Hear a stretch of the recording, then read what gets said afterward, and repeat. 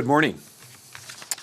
My name is Michael Goehring. I'm the President and CEO of the Mining Association of British Columbia, and I'm very pleased to be here in our nation's capital, along with British Columbia's Minister of Mining and Critical Minerals, the Honourable Jagrup Brar, along with a delegation of representatives from British Columbia's mining sector.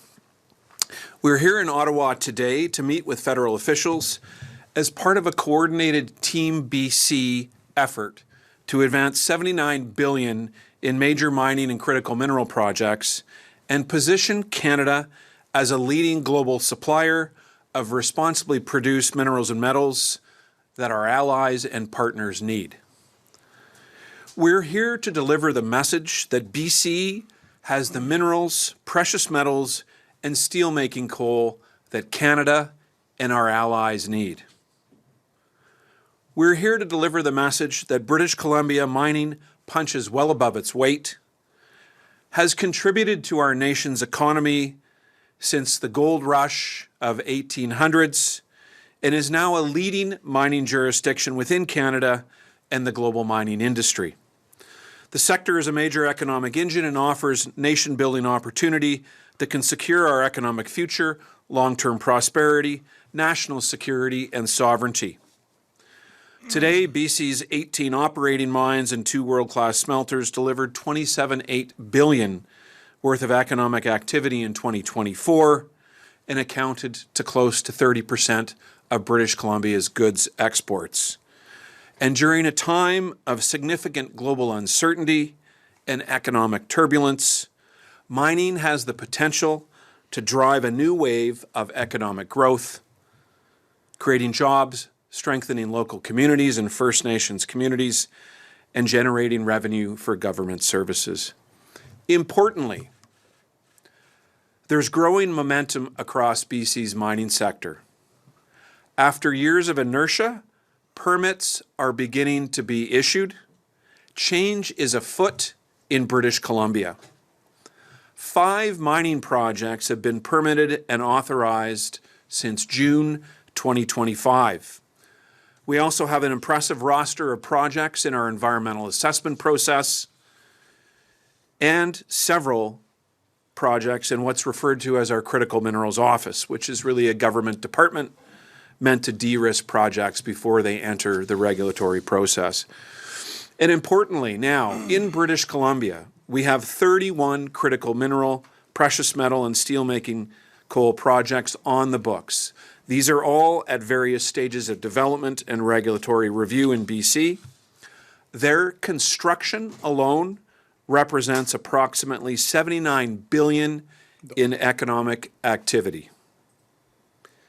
These projects represent over $41 billion in near-term investment, tens of thousands of new jobs, generating $27 billion in paychecks for workers, and $21 billion in tax revenue for governments.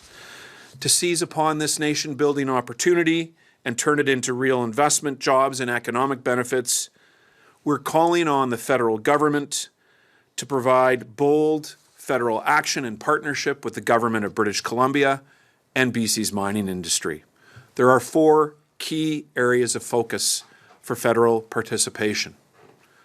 1, we need the federal government to build on success to date with the government of BC and continue to work with the province to accelerate permitting. 2nd, we need the federal government to invest in First Nations governance, administrative, and technical capacity to reduce project risk, get projects moving, and advance economic reconciliation and partnerships.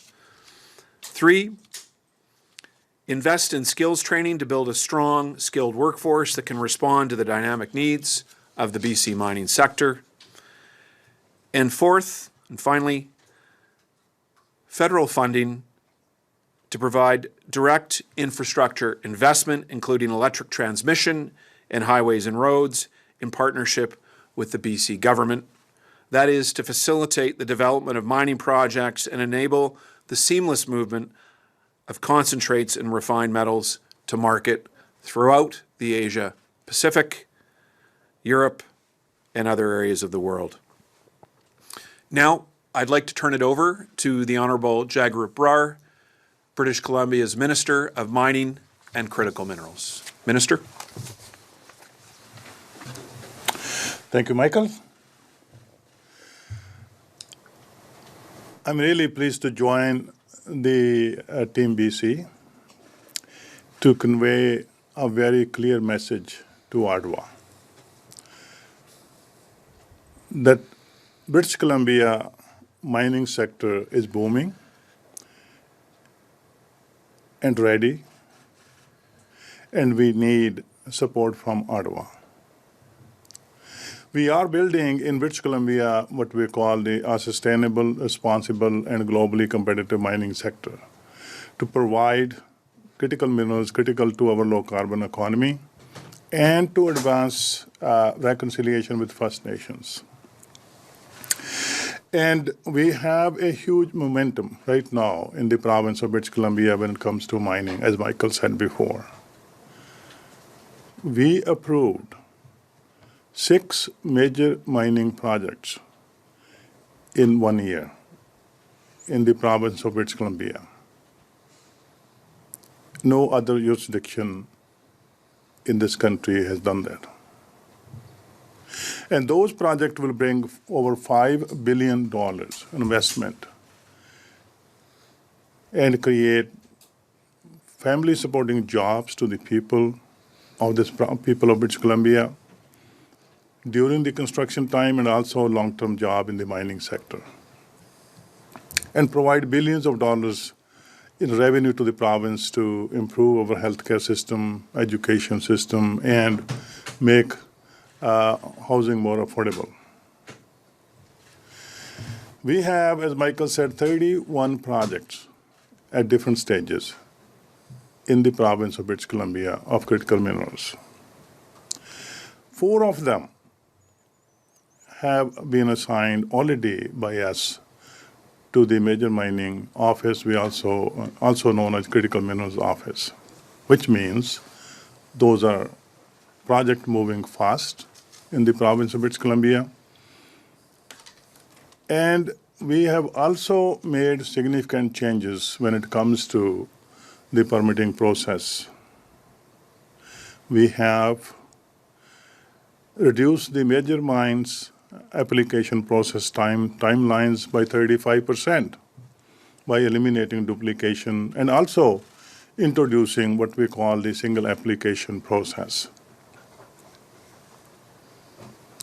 And for example, the Mount Milligan mine application went through the permitting process in 9 months. In 9 months, we provided all the required permits to the Mount Milligan mine. Similarly, we have also implemented the fixed permitting timelines for mineral exploration sector. The first province in the country to do that. And we are making more changes to make the permitting process best in the world. Competitive, responsible, and also a system that advances reconciliation with First Nations.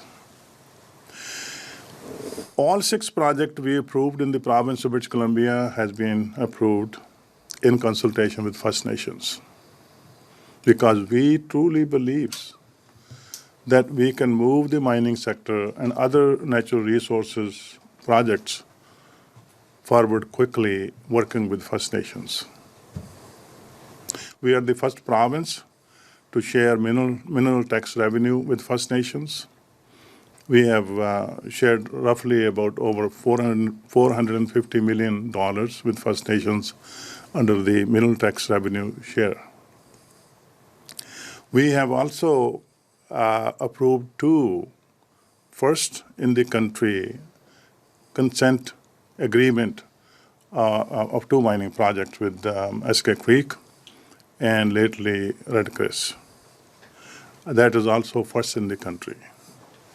So what I want to say, standing next to Michael Goehring, the CEO of Mining Association of BC, and we have, of course, a team of members who came from BC, different mining companies, CEO and other representatives. We are here to convey very clearly that British Columbia mining sector is ready. We have skilled workforce. We have the permitting timeline that nobody can match. We are moving project forward, and we have more project ready to move forward. But we need support from the federal government. And that's why we are here. We are excited to work with the federal government. We need their support to move these projects forward. Excellent. Thank you, Minister. I think it's fair to say where we want to go in British Columbia, our aim is to ensure that mine permitting and authorizations in BC end as a competitive advantage for our province in order to attract investment, to grow our sector and grow BC's economy. And when we have a strong BC economy, we have a strong Canadian economy. Thank you. Thank you. Merci. There are no questions at the moment. Il n'y a pas de questions pour le moment. Is there something you would like to add to your statement? I think we'll call it at that. Thank you very much. Thank you. This concludes the press conference. Merci. C'est ce qui met fin à cette conférence de presse.